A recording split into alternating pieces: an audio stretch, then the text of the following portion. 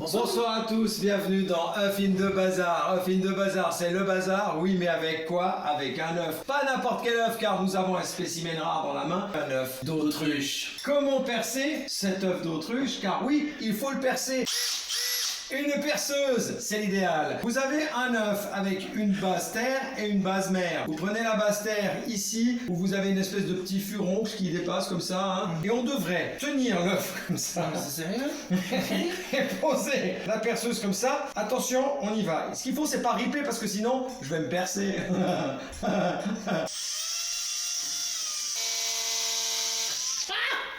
Comme vous vous en êtes rendu compte, j'ai failli mourir avec une mèche. Mais une mèche à bois. Il fallait une mèche plus résistante. Je vous propose, mon cher assistant Christophe, Oui. de tenir l'œuf quand même un tout petit peu pour que j'ai les deux mains bien libres.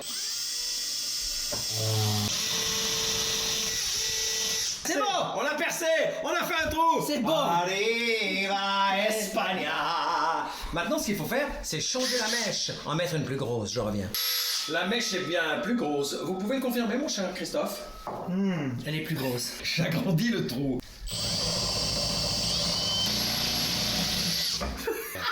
On a un trou suffisamment grand pour y faire pénétrer avec délicatesse Ah non. et soyeuseté une paille.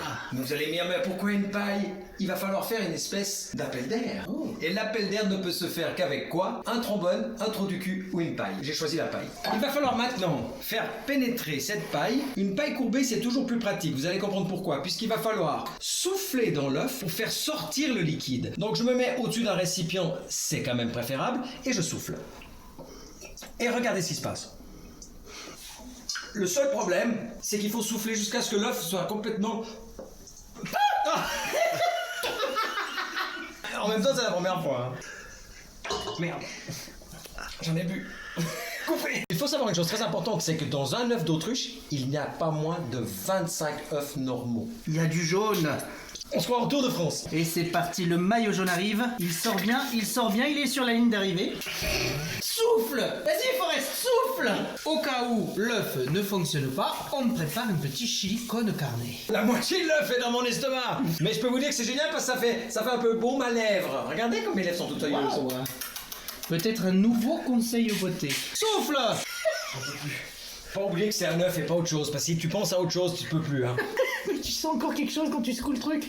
Oui, je dirais oui. Il sort du jus. Il sort du jus.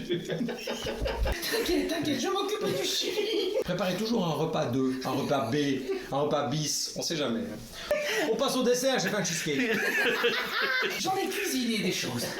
Mais alors de cette manière, jamais.